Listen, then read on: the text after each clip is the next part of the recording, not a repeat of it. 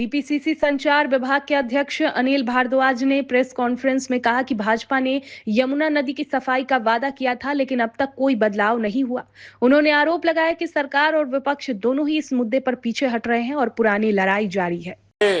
बड़े बड़े वायदे और नारों के साथ भाजपा जिनका चलता है 2 इंजन 3 इंजन,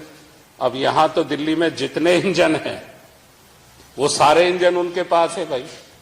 तो लोगों को उन्होंने कहा कि अगर आप इन्हीं इंजनों में जोड़ेंगे तो बहुत फायदा होगा, लेकिन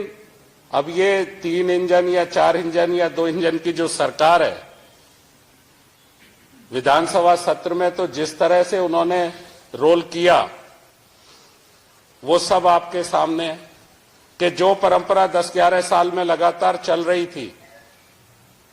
कि एक तो हिट एंड रन से आए थे, भ्रष्टाचार के खिलाफ आए थे और सबसे भ्रष्ट पाए गए। दूसरे जो बड़े बड़े वायदे जिन्होंने कहा कि दिल्ली में बहुत बड़े बदलाव के लिए हम अब के काम करेंगे, जनता निरस्त है, परस्त है, त्रस्त है और कॉरपोरेशन से खाली काम नहीं चल रहा है। अगर आप कॉरपोरेशन के साथ साथ दिल्ली की सरकार भी हमें दे देंगे तो हम एक अच्छा सुखद बदलाव करेंगे जिसमें बहुत सारे वायदे थे। आपको ध्यान होगा कि जिसमें सबसे बड़े वायदों में वो लगातार ये कहते थे कि दिल्ली में यमुना बहुत मैली है, गंदी है, दिल्ली की यमुना का पानी जो है उसमें अमोनिया बहुत है, झाग हैं। और आपको याद होगा कि चुनाव से पहले वर्ष में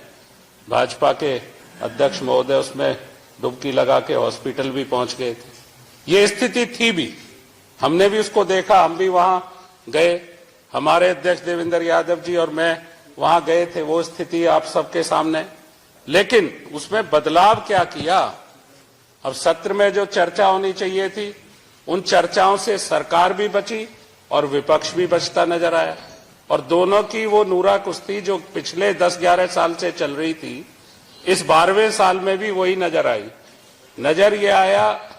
कि भाजपा भी आप वाली चाल पर चल रही है, भाजपा भी वही चाल चल रही है, वही